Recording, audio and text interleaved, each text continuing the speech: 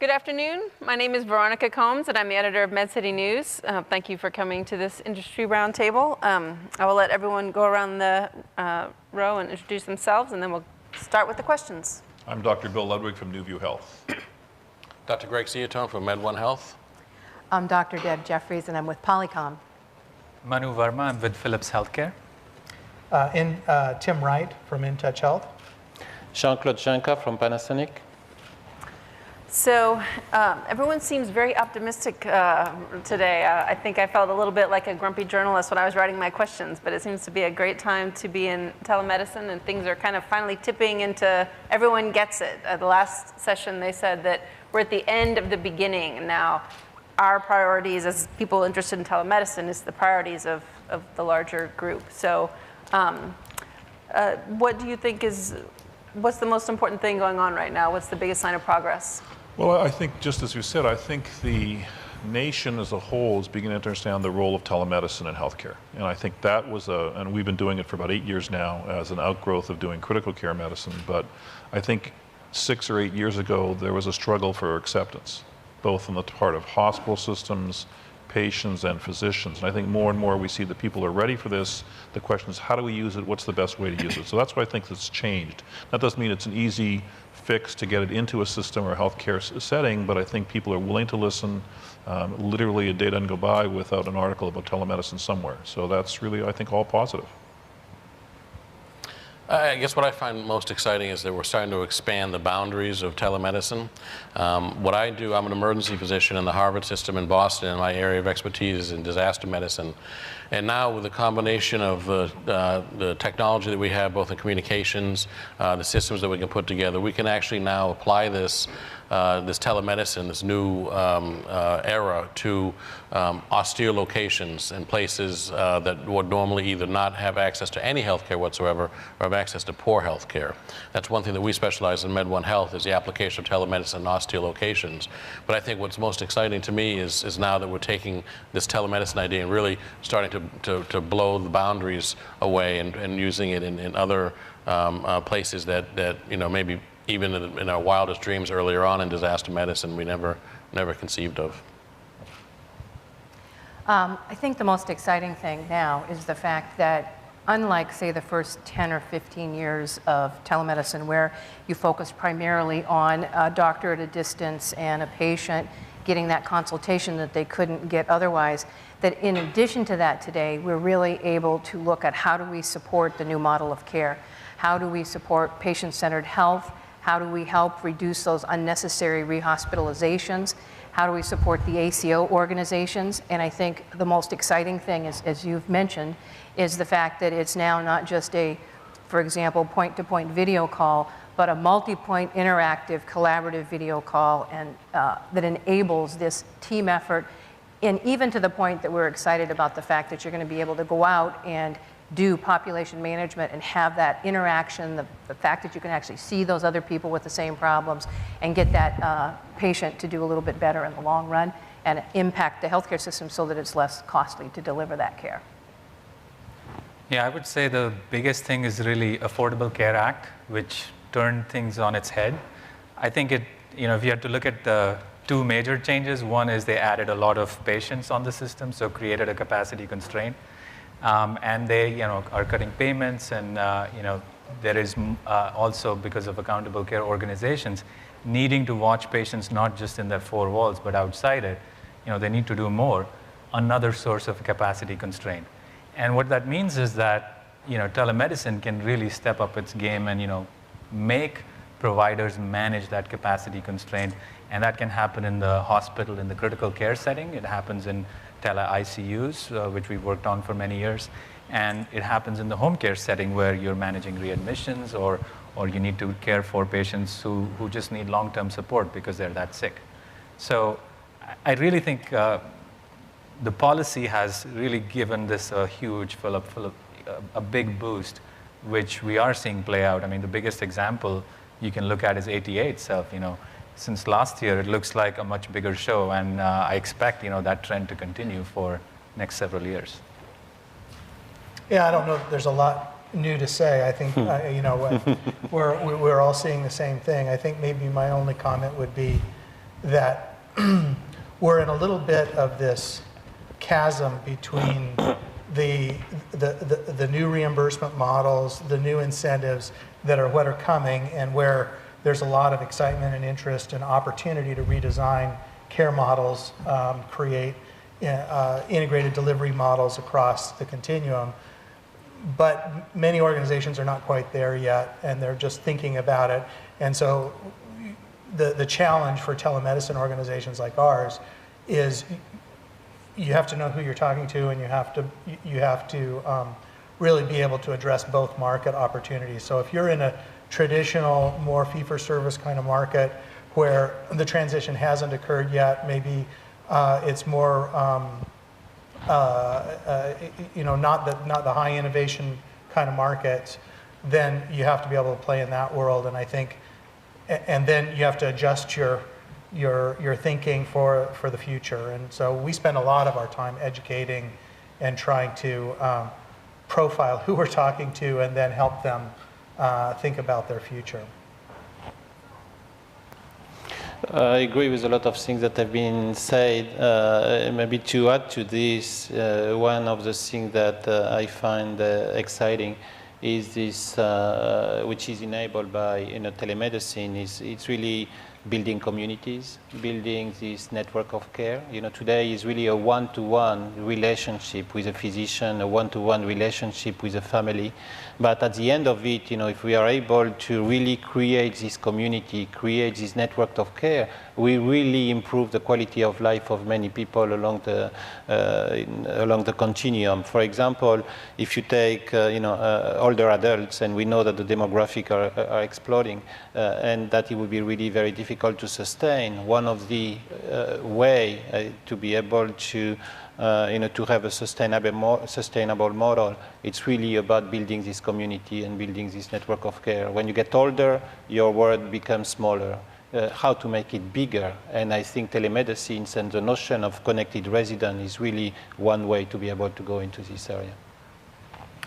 Tim, I wanted to follow up on a point that you made. In our last session, the doctor was talking about two surveys, one of people who had an existing relationship with the doctor and healthcare system, and another who did not. And what's those two groups, what's their reaction to telemedicine? And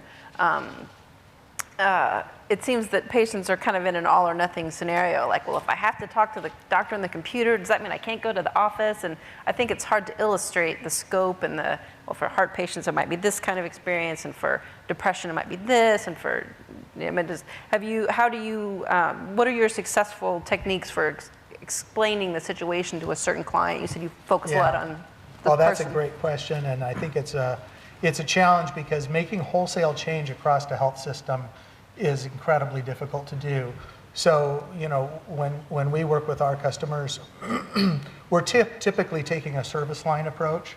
So you're taking, whether you're kind of going down the CHF path or the diabetes path, or whether it's acute care medicine, or stroke and neurology, we're typically working this way across a disease state. And that makes it very hard from a patient education. How are you, so one patient, you're saying it's a telemedicine solution. The next patient, who's the cardiac patient, it's not a telemedicine solution. So, I think it's part of this awkward position that we're in the market. I think what's going to change, as was a little bit alluded to, is as organizations go wholesale in. So there's sort of a tipping point when you get to 40% of your patient population is now at-risk care, then you kind of you're incentivized to make a wholesale transition, and then we'll see a lot more broad communication to the consumer market. We'll see more integration into the insurance providers to communicate, a new system of care. But I agree with you. Right now, it's very fragmented. Jean-Claude, would you? Yeah, and I think I would like maybe to continue on one point that was made earlier, and I think which is related to this, which is this notion of patient-centered care. We are seeing it very clearly. For example, for the elderly market, there is not one-size-fits-all solution. You really need to have solutions that can adapt, that can customize to the population. And it's not about one thing. It's really about a spectrum of integrated solutions that can really adapt and customize to be able to deliver this patient-centered care. Yeah, actually, this reminds me, we have an intensive ambulatory care program that is being piloted out of Banner Health in Arizona, and it was designed for the most sick patients. And a defining feature of that population is that you don't tend to find just diabetics, just COPD, or just any single illness. You see at a minimum 4 to 6 comorbidities. And so what we found is that the best approach is where you create that care team, the multidisciplinary care team, which consists of doctors, social workers, nurses, and they have to take a holistic view of each patient, do care planning around that, and deploy telemedicine where it makes sense, which we're finding, the video calling functionality, for example, is a huge component of that. The patients really love that because there's a lot of elderly people who feel disconnected, their world is small, and just the idea that I can just press a button, reach out to my doctor, and have a conversation with them if I'm anxious, it's a huge, huge difference in their lives. So we're trying things like that for that population, but as you come down the spectrum of patients' costs, you will run into more of these models which have to be maybe more disease-centric, or at least have to have some more defined archetypes, and there it would again become challenging. How do you tailor it and target it to individual patients? Mm-hmm. Oh, Deb, did you have a comment? Yeah, I think it's been very interesting, and I've worked in and supported somehow the telemedicine efforts of the ATA for the last 12 plus years. And in the early days, you really thought about getting out to the rural communities and having a point-to-point call. And you used the term telemedicine that covered a lot of different types of specific consultations. And I think what's happened is with the emergence of the new model that there's that term of telemedicine. You talk to somebody at a dinner party and you say, oh, we're doing telemedicine. It's so broad that it makes it very hard to make it applicable. And it's also not necessarily from the patient's point of view, right? If you ask a patient, do you want telemedicine? They're going to not necessarily know what that means. But if you talk about patient-centered care, and we want to get you the best connections that you can to the doctors you need, the nurses you need, the other people in your community that have the same problem, that's the terminology that they can identify with. So as much as it helps a lot of us talking about what needs to be done to use the category of telemedicine, I think when you're really working with the health systems and you're working with the patients, you need to put it in the terms of, we're going to help you have better transitional care. And that may include video for your discharge planning. It could include video for your medications management. It could include video for compliance. You're going to look me in the eye and tell me that you're going to eat that good diet and you're going to exercise. And then it could be that video for your follow-up visit. So all of those things, I think, are better, easier for the health systems to relate to, right? Discharge planning can be challenging. But in reality, you're going to have telemedicine be a part of all of that. And just with discharge, my father was sick recently, and I thought, man, I wish I had videotaped those instructions, because you're focused on getting out of the hospital, and do I take this pill then and this pill, and what about this? And you're just it's such an emotional time that if I had a video, I could replay it and say, oh. Well, not only that, really like, if I may, not only that, like, personally, I live in the Boston area. My folks, when they were alive, lived in Los Angeles. And we'd have the situation where one of them would get sick, and all my brothers and I would figure out, what did the doctor say? What's going on with you? What is going to happen? Imagine if we were able to come in over video for that discharge plan and say, guess what? Dad and mom can't go home by themselves because neither one of them can read the prescription or get the pharmacy filled. And you need to bring in my cousin so-and-so who lives in LA that can stay with them for the first 2 or 3 weeks. So not only would you make sure that there's a successful discharge plan, but you'd also be able to bring in family members, community members, and say they need to be a part of this to make this really successful. And finally, the thing that was frustrating for me is to get second or third hand what it is that's going on with my mom or dad, right? They would try to tell you, and they aren't really giving the whole picture. So I think being able to connect across all of those aspects is being done through video, but it's a little bit different than talking about telemedicine. Well, I might just add that I think if you think about what's the most effective healthcare, it's about communication. Yep. Really what we're talking about today is, how do we communicate better with our patients? How do we provide better care? And I think as a group, the ATA sort of has to stop talking about telemedicine, talk about this is an effective way to provide communication in the 21st century. And what we've seen is, you just think of the paradigm where, and again, where I come from is the ICU, but The doctor on call takes a call at night over the phone. That's the historic way we've done this in probably 90% of the hospitals in this country. So the nurse has to somehow describe for the physician what's going on with that critically ill person. The paradigm completely changes when you can see that patient. And that's what we sort of been doing for 6 or 8 years now, really. But I think as a group, we need to be talking that this is a way to improve communication between patients and doctors in a multitude of different approaches. So it's not just the idea of, well, you can see the person in the hospital, but can you see that person after the hospital?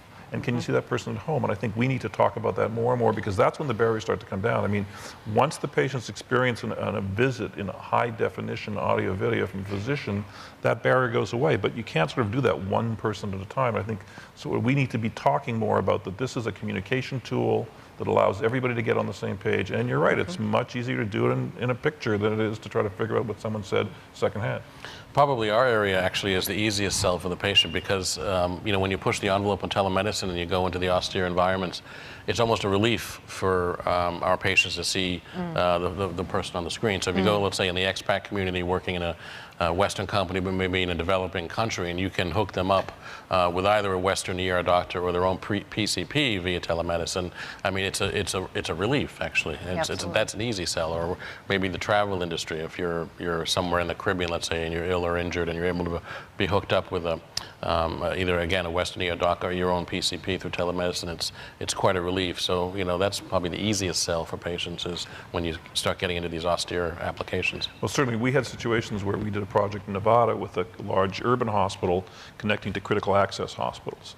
And literally on a Friday, those hospitals had 0 specialists on their staff. Now, again, all medicine's local. There are people that would be transferred immediately because there was something wrong with them, and there were people that would never be transferred out of their local community because they wouldn't go to Las Vegas. Well, from a Friday where there were 0 specialists to a Monday, there were 25 specialists on staff in that hospital in 3 different disciplines. So that just changes the paradigm of care in that hospital. And again, it doesn't matter to the people in that hospital how we did that. We just have to be able to prove that we can do it effectively. And so that's why I think where the next steps are. And I think you had an excellent point around this connection, because if I take it back to the situation with my parents, or when you have an elderly person that's just gotten out of the hospital for congestive heart failure, they're terrified. Their partner's terrified. And you can have a phone call, but if you can actually see the doctor, you can see the nurse, and you can make that connection, that takes that fear away. That makes them feel like, okay, everything's going to be okay, because they see you. They see what's going on. That wasn't in my hospital in Boston, right? No, my parents were in LA, you're safe. Right. We've talked a lot about patients, but I also think about how this affects doctors and nurses and all healthcare providers, because whenever someone complains too much about their doctor, I'm like, well, you know, they got their own set of problems and they're under a lot of stress too. So some of these solutions can make life and a career easier for doctors and nurses and all healthcare providers. Well, we've certainly found that. If you think about what I do, and again, go back to the ICU, where if you are a physician working in the ICU at night, you have a 12-hour shift, or you could be a telemedicine physician at home, which is how our model works, and cover 3 or 4 small hospitals, the same pay, and you're at home. I mean, so I think from the standpoint of physician, they have that, there's an opportunity for them. In addition, specialty coverage frequently is an issue because physicians don't want to drive in their car to a hospital. So you see this, for example, in the neurology world, where more and more neurologists have withdrawn from medical staffs because they can do just as well and have a better life if they're only in the office. They do their EEGs and their EMGs, and they see their outpatients, and they don't really need the hospital. But you know what? The hospital needs them. And so if you can provide that coverage, you can make it so that it's a little easier for the physician. And even in urban settings where it's hard to get around town. I mean, I've driven in Boston plenty of times. It's not so easy to get from your office if it's not within 10 minutes of the campus. It might take you an hour. Well, you can overcome that as well. So I think there's lots of ways that physicians can benefit from this. I think we have the potential of really, bring a paradigm shift and redefine the job of many people in the industry.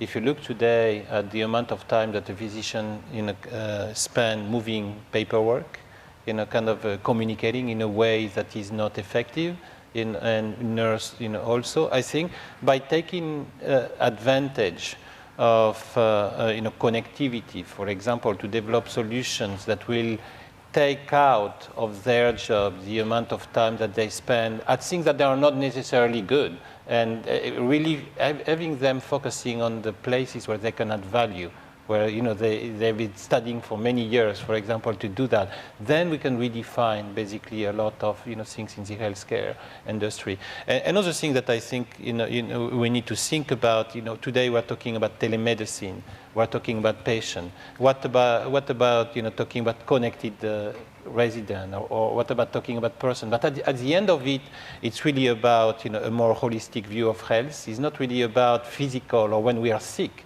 And we tend to focus kind of a lot of these solutions when we have a crisis. But at the end of it, it's also about social. It's also about mental. It's about emotional state. All these things are kind of needs to come together to be able to really change what healthcare is about. Yeah, I fully concur with that. I mentioned that intensive ambulatory care program. I think when we started it, we thought it was going to be primarily a medical model. And over months of doing that, one of the starkest realities that we are fully facing is that half or more of it is psychosocial in nature. It is entirely about how people are able to feel about themselves and manage themselves. And if they do that, they have a lot more success in their clinical outcomes as well. So fully agree that at the end of the day, all of that matters more. Coming back to the physicians themselves, I remember a couple of interesting conversations with my friends who are doctors, and one of them put it in a really simple manner. He said that, look, I just spent years getting educated and trained as a physician. The thing I want to do most is see as many patients as possible, help as many patients as possible. And at the end of the day, telemedicine, by removing that driving time, all those other barriers of how much you can do, it's a great thing for them.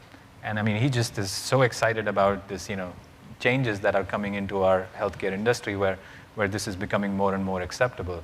And so I really think this is actually, some of them have not fully embraced it. Some of the physicians, I think, have, it's not so much that they don't agree with telemedicine, but where I've experienced some resistance is that, if they are accustomed to taking full care of a patient, and then you start seeing, other connections from other physicians who they don't necessarily know, sometimes that might make some physicians nervous, I would just make the point that our experience has been, though, that if the physician who's on the ground has the face-to-face conversation with the physician who's the telemedicine physician, then that barrier starts to melt. Because I think there's a group of, and we tend to be conservative people, that's just who we are in the sense of change it's hard in medicine and we try to resist it often. But I think our experience has been that when the surgeon, for instance, has the evaluation with the ICU, tele-ICU physician face-to-face, some of those barriers begin to melt. And I think that's really what has to happen. I mean, you talk about a different model when you start talking about people at home and following them. I think that's a key thing that telemedicine will grow into. Is the outpatient follow-up, the patients preventing the readmissions of people who are discharged. Absolutely. I mean, just think about the idea of a patient leaving the hospital, going to a nursing home, and it takes 7 days for a physician to do rounds on that person because they can only go once a week. Well, that's where all the medication errors happen. Yep. And because they've got both the generic and the brand of at least 2 medicines when they get discharged. And that's very common. Well, if you can break that barrier down using the communication tool of telemedicine, you've improved care and you prevented that readmission. Absolutely. And it's that transitional care, I think, that's so important today, and being able to know, I'm with Polycom, and I like to think about the fact that you can have this video landscape that follows the patient, or that's in place that the patient can take advantage of. So if they happen to be in the hospital, if they're in a skilled nursing facility, if they're at their home, wherever they are, enable them to communicate and collaborate and see whoever they need to be seen by. Exactly. The other part, as a physician, I think the part that's really exciting is, in addition to the fact that you want to see as many patients as you can, you generally want to know anything that's new and relevant and helpful within a particular area that you may not be a specialist. The one that I'm thinking about is I sat in on a grand rounds around stroke. Most of those sitting in were neurologists, and I'm more focused around prevention and wellness aspects. So there were some things mentioned about decreased cholesterol and risk of stroke, which I thought was very interesting, something that I wouldn't have thought about. And there were some things around anemia and that implications of risk of stroke. So from a prevention point of view, it's a wonderful thing to be able to have these multi-point interactive encounters where physicians can find out from different aspects of maintaining some patient, what are some of the risk factors, what are some of the ways we can keep them healthy, and learn, how to improve what we do. And of course, the other part of that, obviously, is if you can sit in on these distant learning experiences. I've been lucky enough to sit in on some dermatology sessions where they're discussing things that haven't been published yet. I mean, that's exciting to be able to see and know what's going on in these areas. So I think the other final thing I'll say around the physicians that's been interesting is I get on frequently with people from my home office in Littleton and do video. And in the beginning, I'd say, 12, 15 years ago, the physicians were, I think, a lot more reluctant. Today, one of the first questions I get is, how are you doing this? And I'm like, I'm in my home. Can I do this in my home? And I think that is the, a very important aspect of this is how can they be most efficient? How can they do things from the place that makes the most sense? And how can they connect with the other members of the healthcare team and those patients? So, Well, I think certainly hospital systems need to expand their reach to physicians, and physicians need to expand their reach to patients. Yes. And as was said, I think this is a perfect model to do that. And I think more and more it's much more accepted. That's the difference I think that's changed over the past 5 years, certainly. one of our previous panelists said that it's all about integration now. Everybody has their electronic medical record, and really now it's about how you make it all work together. And a couple months ago, I talked to a company that they started as a scribing company, and then people started asking for help with EHR rollout. So then they combined them both. So you can scribe and EHR. Do you see, what are the gaps that we need help with, or where are the integration, what's the startup company that needs to exist to help with integration? Any investment opportunities you all see in the market right now? I think that in terms of helping with integration, there is, definitely progress to make in terms of integrating and understanding the clinical workflow with the technical know-how. I think they are coming together, but still there is more, more to do into this area to really develop solutions that are usable, that are really integrated, not only integrated in terms of software, for example, or functionality, but integrate in really the clinical workflow too. And I think there are, if you see a number of software solutions that are developed today, there are progress to make, I think, in this area. My experience actually, both in this company and one prior that was doing a different kind of telemedicine, is that the EHR is a little bit problematic because, in my experience, they've either been much too complicated and really very difficult to use, or much too simplified and not satisfying everything that we need. So, when we are doing our application now, and granted our application now really relies on a more simplified EHR than perhaps some of these others, we decided to sort of make our own, to try to create something that was really fitting what we wanted. We wanted it to be data mineable, we wanted this, this, and this, and we didn't want this, this, and this, so we went off and created our own. What's out there in the industry now, there's a number of things out there, I think, and I think there's a lot of improvement moving forward with this. I know there's some homegrown things that came out of actually the Boston area. There's one, and there's some others. But in my experience, it's been problematic, the EHR, and trying to integrate it into the practices, because the telemedicine practices now are so different. If you look at, even maybe it's just this panel, what everybody's doing, there's really different nuances with each one that might require something very unique from the EHR. Sorry. So we have quite a bit of experience with this, and there's a lot of there's a lot of hype going on around data integration into the EHRs, without a lot of realism about how complex and difficult it is both to do and to maintain, and the business models that have to go along to support those, and the costs that would be involved in maintaining integration into many, many systems, each hospital different, and those systems that are they're constantly changing, right? So there's an enormous effort going on the hospital side with meaningful use and everything to drive rapid evolvement of those data systems. So it's a very complex problem, and what kind of getting to the point that was made earlier, what we've learned is that every specialty or every scenario has a most efficient process, And it's very unique to that particular scenario. And so you're kind of between this desire to create something that's efficient and works very well for stroke or for critical care or for cardiology, and then at the same time be able to integrate into, you know, every lab system, every PAC system, every EHR that's out there. And so, you know, I think our approach has been to be very specific about the scenario. If a hospital is moving down the path, or a hospital system is, everybody's integrating into one system, let that be the scenario. Just use the system that's available. We don't need to do data integration for data integration's sake.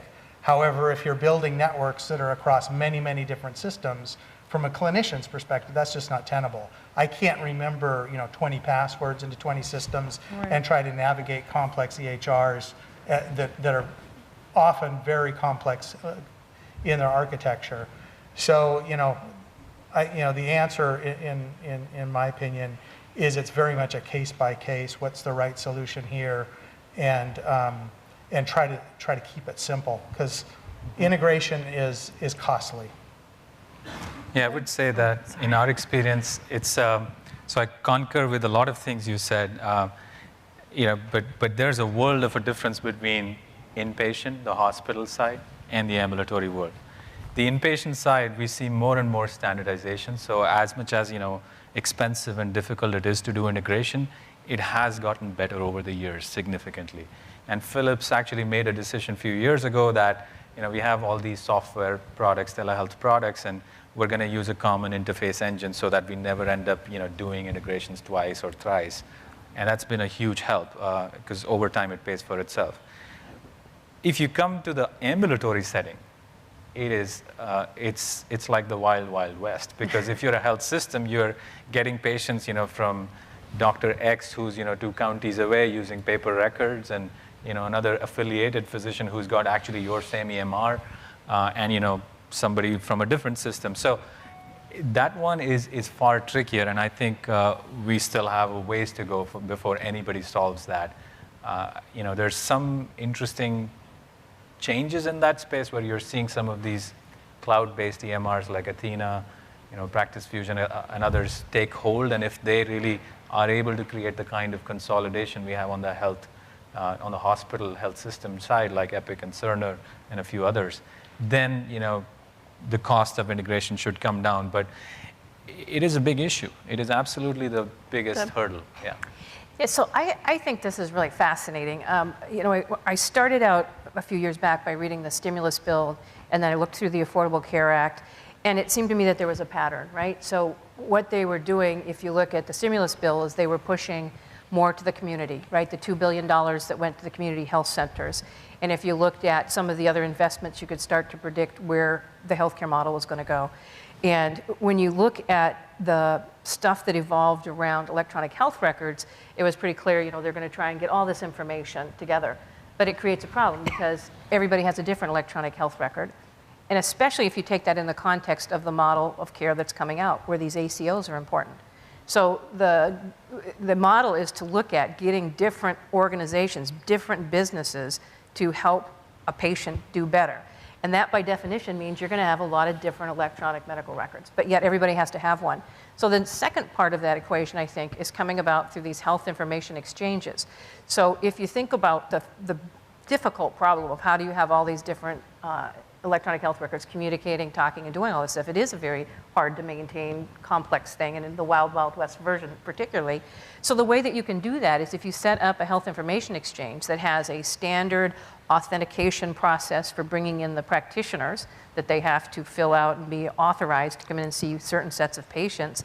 And on the other side, the electronic health record, whichever one you happen to have, has to have this ability to participate in this health information exchange. Then you've got what you really need, especially for the telemedicine aspect, which is any doctor being authenticated, able to see what's happened to that patient before, interacting with their own medical record to keep their data on what they did with this patient, but at the same time, the original healthcare team being able to say, oh, that's what the specialist did when they were working with my patient, because they can go into this health information exchange and see what happened.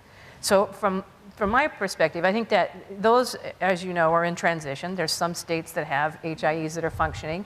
I know in the South Carolina Department of Mental Health uses an HIE, and they are doing telepsychiatry, and they're able to look at that information, and they've got some fantastic numbers. I think they've saved the state $54 million over the life of their program from 2009 till now.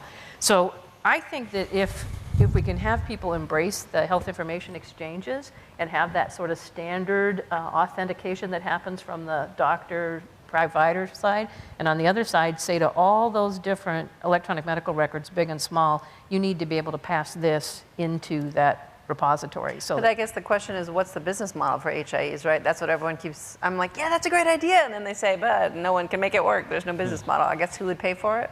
I don't know. well, Yeah, particularly in markets where it's highly competitive. So you have, 2 or 3 health systems that are battling it out, and there's great hesitancy to share and work together. So yeah, getting the business model and the incentives all aligned, I think that's absolutely what everybody is hoping will happen. It's just very and is challenging. there a lever out there now pushing that to happen? Because like I live in Indiana, and there's like 4 HIEs in Indiana. I'm like, it's not that big of a state. Why do we need 4 HIEs? So maybe you could give one of yours to some of the other states and speed things up. Let's see, where am I at? And maybe in that same context, I like to think back about what happened in the PACS world, right? So we had a lot of different PACSs. They need to share information. You have radiologists at a distance, and that problem, has been solved. People do teleradiology, and they have to use a bunch of different PACS systems. You have DICOM sends, the wrappers that go around those images is a standard that's published. And so if you want to participate and look at images across systems, you put a DICOM wrapper and you have access. So there should be something that the HIE can do that's similar to that. And I would assume that there's, if they're maintaining this data repository, so to speak, that there's going to be fees coming in from the authentication side, and there'll be fees coming in for those hospitals that are dropping it off. The hope for HIEs might be the blue button program of the federal government. Because like you said, there isn't enough incentive for all the health systems to work with each other. The same applies to EMR companies. And with this Blue Button initiative, which, it's... Everyone know Blue Button? It's pretty simple. There's a Blue Button providers can put on their website, and you should be able to click on it and download your own patient chart. Now, if providers really do get on the bandwagon and make it possible for anybody to download their patient chart, hopefully that means, all of these things will be connected, because then it's a matter of a startup figuring out, if you're a patient and you want to get all your patient records, maybe you just specify, I work with these health systems, and they'll automatically go and get your Blue Button data.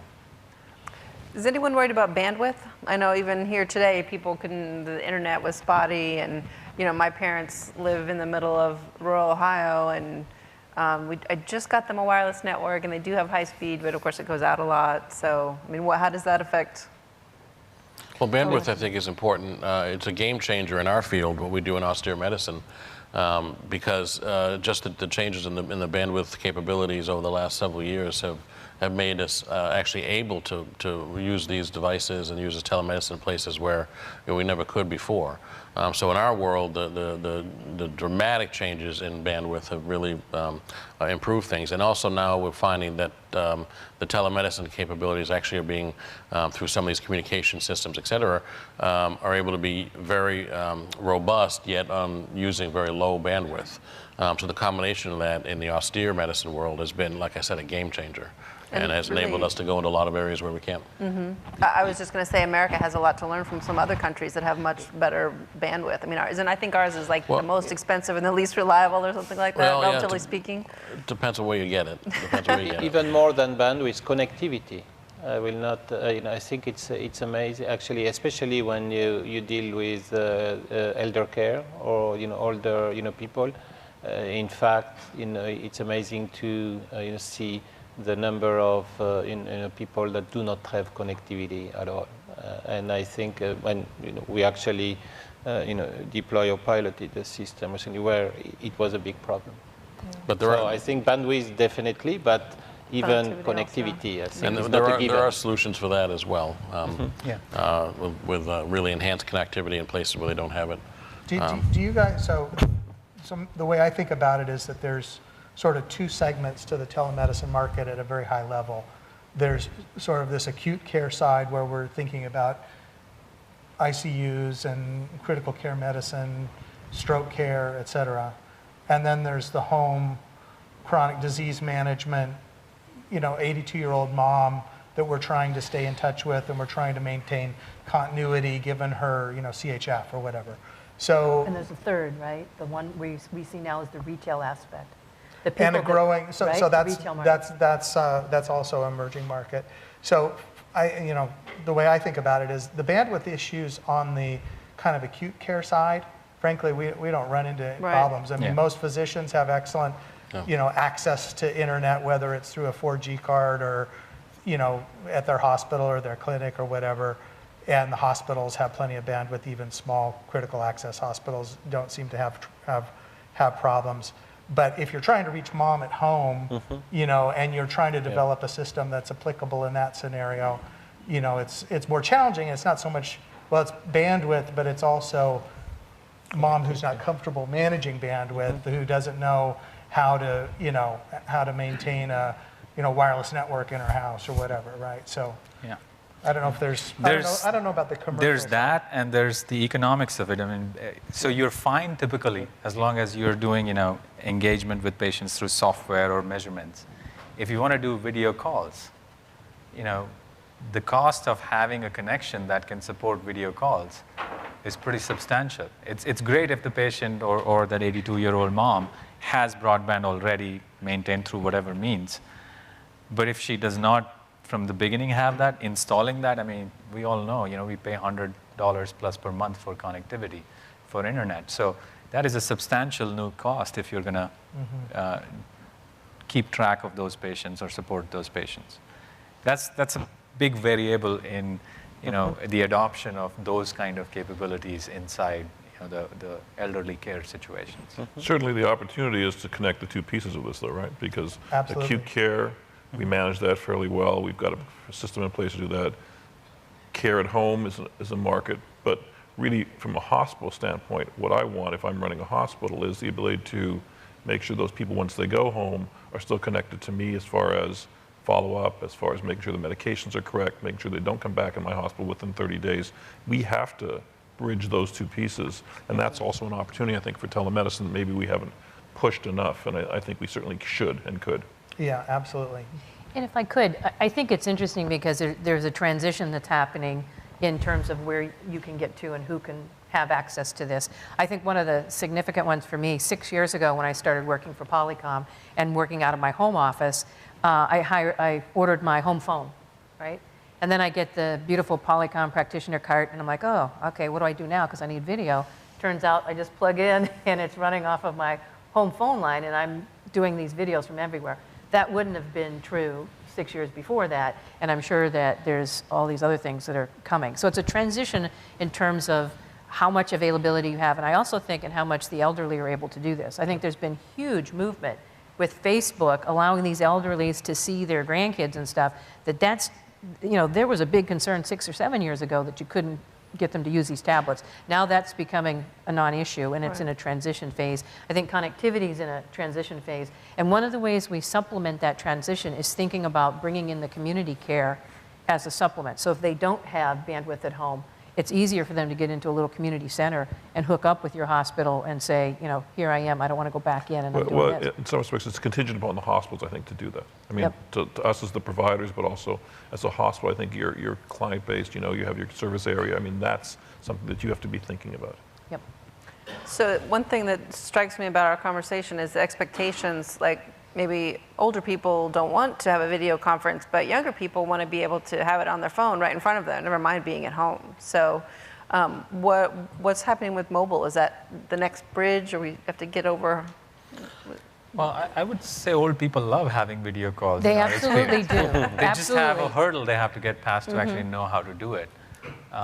But yeah, no, mobile is a big story because now that everybody has their mobile devices, I mean, traditionally, doing telemedicine in the home required putting equipment, devices, and some kind of hardware in the home. And if you look at the smartphone of today, it's really your computer, it's your camera, and your phone. So it's just that much harder to introduce new hardware, and you really have to. And we are, in Philips, for example, we're spending considerable amount of resources trying to figure out, how do we deploy things more on, existing hardware rather than introducing new one. But that's a journey. It's going to take us some time. I think others are looking at it the same way. Yeah, absolutely. I think when we look at the model of continuous care, transitional care, that's not only important that you can reach the patient, but that the doctors, and we support this, the doctors want to come in on their iPhone. They want to come in on their tablet, or if they're sitting at their desk, they want their big, beautiful display. So we have to, and we currently do support, the iPhone into any of these video encounters. And that's, to get the doctors what they need and where they need it and as fast as they need it. And then I think with the elderly patients, they're learning to swipe things. I heard a story at the conference here where somebody was going up to a screen trying to swipe it to make it work because the elderly were, used to this. So the more that you can fit into what, culturally they need to have. They want Facebook, they want to see their kids, they understand the phones, they're getting those in their hands, and I think the comment you made about how these elderly's worlds can shrink. Yeah. I personally think for health and wellness, one of the most important things is to support community. Completely. To have the elderlies that are sharing a problem, get on video, see each other. Maybe they get together even at community health centers and you get all of those hooked together over video. And you talk about, the problems you're having with your diet or the problems you're having. And you build that community. And then I think they're very excited about getting on and seeing and, Completely, we saw exactly the same thing.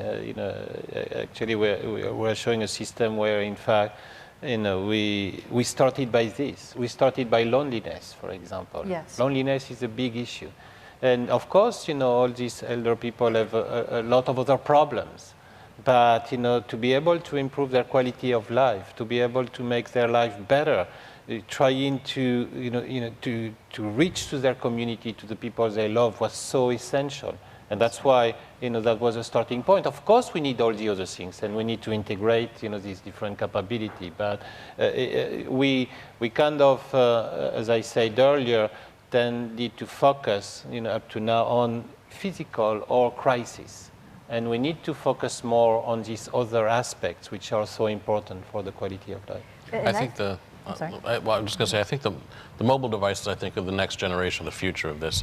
Mobile devices are, as we all know, getting better by the minute, by the second, and more sophisticated. And for instance, we use mobile devices. We provide telemedicine for a medical clinic in an orphanage in Haiti, and I provide that oftentimes through an iPhone. Now, it's relatively rudimentary right now through the iPhone, but it's still possible. And this is only going to get better. And when we talk about how do we convince maybe the elderly or some others to be able to use this technology, I think the elderly do like to use it if you show them how to use it. But the reality is that's going to work its way out because the younger population is so integrated into their iPhone. It's almost an appendage of their body. And I think it's actually going to be us trying to catch up with them versus we trying to teach them how to keep up with us. Maybe instead of calling it telemedicine, we should call it FaceTime with your doctor. I think FaceTime is becoming a verb, just like Googling became a verb. I think FaceTime is getting there. Are there any questions from the audience? We have about 10 minutes left. Questions? Yeah? So Tom Bliss, Kyocera, San Diego. And I was wondering on this adoption question, whether or not, picking up on the point you were just raising, which is, will younger people who are so accustomed to using their phones, and 16-year-olds, as you know everything, if you ever had a 16-year-old in your house, will they start saying, I really don't have time to go visit the doctor, I know I have to get my annual physical, can't they just send me a kit, or can't I get a vaccination through some Band-Aid that I put on, and it has a drug delivery system, and they will maybe infuse it into my body for the next week? And so that really migrates us away from telemedicine into telehealth. And just so you appreciate my perch from Kyocera, I I go to CES where I see too many undifferentiated wearable devices for the worried well or the fitness nuts. Way too many. And the only ones who are really differentiating themselves are aligning with wellness providers like Vitality and their deal with Fitbit. And that's going to be a winner. And then you have Nike on the other end of the spectrum scaling theirs down or maybe refitting it. And then here you have everybody chasing the CHF patients to make sure they stay out of the hospital 60 days after discharge. And where's the real scale in between? I guess that's my good question. How do you get at that scale? Well, I would answer that in two parts. First of all, on the wearable side, there's too many providers who've gone after a single proposition, right? Because they just want to treat one thing, just want to track your diabetes, just want to track your ventilation and so on. And I think that doesn't work because, again, patients have more than one thing going on in their life. And, point solutions about one illness are, they're going to be popular in some segments, but they're not going to be popular with providers because if you're a doctor, you don't want to know just one piece of information. So that's one of the challenges with the wearables and how people have approached that. But bringing it back to adoption, I think the biggest unsolved nut here is how do you make this fit inside the health system and how providers take care of patients? It's really got to be a model that embeds itself. We were talking about this earlier. A few years from now, we shouldn't really be talking about telemedicine. We should really be talking about healthcare, and this would be embedded inside it. And so for Philips Healthcare, that means, we actually design programs. We say, we create telehealth-enabled programs. So we want to come and tell you how you may want to manage your most expensive top 5% patients or your frail elderly or another, population cohort. But for that particular cohort, what we are designing is not just telemedicine or telehealth based. It's really how you would care for that population overall. And our hope is, and I think we're seeing the needle pointing in that direction, whereby when you take that holistic approach and you pepper it with, the right amount of telehealth, but also software and clinical decision support for labor efficiencies, because you'll be watching. At the end of the day, economics have to work as well. And if you can put one team against, 50 patients versus 500 patients, could be all the difference. And in the same way, you have to engage patients, encourage them to do more self-management, because that's also a source of efficiency. That's, to us, that's the direction this has to take for the adoption to really change and get much better. I think the other piece of it is that we'll see the health plans. So as these models evolve, the health plans will start to develop plans, specific healthcare plans that incent that kind of personal health management behavior. So we've got some evolution. First, we have to kind of understand what these plans of care look like and get adoption in the market. And essentially, you have to kind of imagine this thing that goes across the continuum where patients are really never discharged, right? You're part of a system, and you're always part of a system. And then the health plans need to come in and design the incentive systems that align, whether it's an ACO model or something else. And I think that's starting to happen. So it'll be very interesting. You'll be encouraged. You'll have an incentive to self-monitor and to participate and to adopt certain technologies in your life. If I could just add to that as well, I think that the toughest thing, there's so many tough things about getting everything in line, but one of the toughest things is how do you really have someone make a change? You got to figure out, okay, what is it they need to do to be well, and then how do you encourage them to do that so that they actually are well? And that's very tricky because depending on the person, it can have there's different incentives. You might take some money off their insurance bill if they stop smoking, or you might give them 3 massage therapy sessions if they lose weight, or there's ways to motivate people through reward that way. But I really think that that's a very interesting question of how do you really get somebody to change. I personally think that the comments that we've made about having these social encounters, I think this peer-to-peer medical education, peer-to-peer influence, having somebody see you, I think is a very important thing. If you're going to be working on a weight management plan or you're working on smoking cessation and you have people that are like you sharing positive stories, you have somebody monitoring, like set up this multi-point interactive video thing. You have somebody that's an expert in nutrition, somebody that understands psychology, getting this group to really work together. It goes back to, I heard someone not too long ago talking about Maslow's hierarchy, right? People have to feel safe, and then they have to feel like they belong, then they have to feel reward and recognition. I think we can use something like that to motivate people into actually making a change and supplement that with financial incentives. So I think for the bigger change, it's the social aspect of really how do we use collaborative video is what I'm thinking is going to be very helpful to get people together, form these peer groups, and have them help each other with guidance through experts over video. And looking at this from Maslow's point of view and the hierarchy, have them belong to something. They're belonging to this group. Have them recognized for their successes, and then have them be able to more proactively take part in their health. Any other questions? Yes. How do we incentivize the slowest component of this, and that's the governmental regulations such as FDA regulations, HIPAA regulations, things like that, so that when we are having those discussions over an iPhone or whatever device we are compliant, everyone's secure. I think the only way you're going to be able to incentivize like that is with data.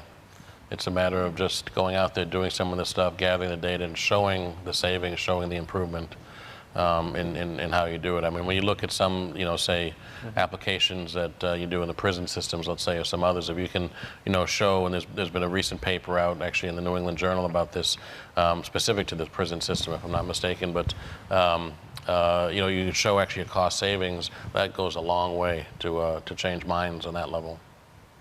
I don't think you're ever going to change the mission of the FDA. I mean, the FDA is there to protect the population. They're going to legislate. They're going to rule on what needs to be cleared, what doesn't need to be cleared. It's the other barriers. It's the credentialing, it's the reimbursement barriers. I mean, those things. I think the ATA is doing a great job of chipping away at those things, but it's just hard work. And if I may, on that one, what I think's been interesting is watching that over time, right? So 12 years ago and counting up till the point of the Affordable Care Act, we really didn't see CMS releasing new telemedicine codes at all. It was just, you would lobby and hope that that was going to happen. And what was really amazing to me was after the Affordable Care Act, that following January, we had a big group of reimbursement codes dump out. And what was really interesting about those, I thought, was they had to do with things like group behavioral health. Starting to bring people together. And it had to do with dialysis and prevention kind of mechanisms. Those were the codes that were coming out. And I was like, wow, this is amazing that CMS came out with all these codes, like, boom, right? And then the next step after that, around the credentialing and privileging, I think it was in March when I saw stuff starting to come out from the ATA saying that, this has been an issue over the years. And by June, we had a law that gave an alternative method for credentialing and privileging. I mean, this is unheard of in terms of the speed with which things have moved in order to enable this. And I'm hoping that there are, more efforts that come out in this type of a time frame to support this new model of care. So Yeah, I would just say that, if you think our government is slow, you should go and check out some of the other markets. It was enlightening for me when I spent a couple of weeks in Europe and Asia. I think Singapore is an exception to this, but other than Singapore and the United States, everyone else is far behind, needs to catch up. Someone this morning said there is no telemedicine in Korea. It's just not, it just doesn't happen. So that's an example of what we were saying. So Dr. Ludwig, what are the chances of national credentialing happening? Good question. Difficult issue. I think that certainly our model, when we're doing work in hospitals, I think then it's contingent upon us as a company, for instance, to make sure that our doctors are licensed and credentialed in the hospital staff, because our model is a clinical model. Having said that, I think if you look at the other side of health, which is outpatient evaluations, that's a different animal in some respects with respect to credentialing. But I'll just bring back the issue that I mentioned earlier as we were talking. Credentialing's there for a reason. You find stuff. Physicians as a group aren't necessarily 100% honest about their track record. And so They're human we've- like the rest of us. like the rest of us, exactly. And so there's a reason why there's a credentialing committee in a hospital. And there are many physicians who can't get on the hospital medical staff for various reasons. So are those the people we want to be doing telehealth at home? I'm not certain that's the case. So I think we as an entity, telemedicine entity, have to be careful about the idea that if you're licensed in one state, you can do this in 50 states. I think we have to be careful about that. I'm not against that necessarily, but I just put up a red flag that personally, you know, we have a group of 100 physicians in 25 hospitals nationwide with critical care. We find issues when we do the background checks and the drug tests and the credentialing. I'll just give you, for instance, our company made a deal with a large hospital corporation. And I've been in practice for over 25 years. And I had to go get a drug test for the first time in my career. And I'm sitting in the room with a bunch of school bus drivers and a bunch of policemen. There's no doctors, there's no nurses. And I'm looking around saying, I mean, I've been in practice forever. I've never had a drug test asked of me. So the school bus drivers do. So then, you know, we basically put a policy in place that everybody that wants to work with us has a drug test. And there was a lot of pushback from the physicians. So I think we just need to be thinking about that in the terms of break down the walls of credentialing, break down the walls of licensing. Let's do telemedicine everywhere. But just remember, there's a reason why we credential people. And that would be the only case I would make about that. I'm not saying it's right or wrong. I just think I have that. I think we have to be careful. One last question, anyone? Change is the only constant, I think, is a good way to close our panel. Thank you very much, everyone, for your time, and thank you for your attention. Thank you.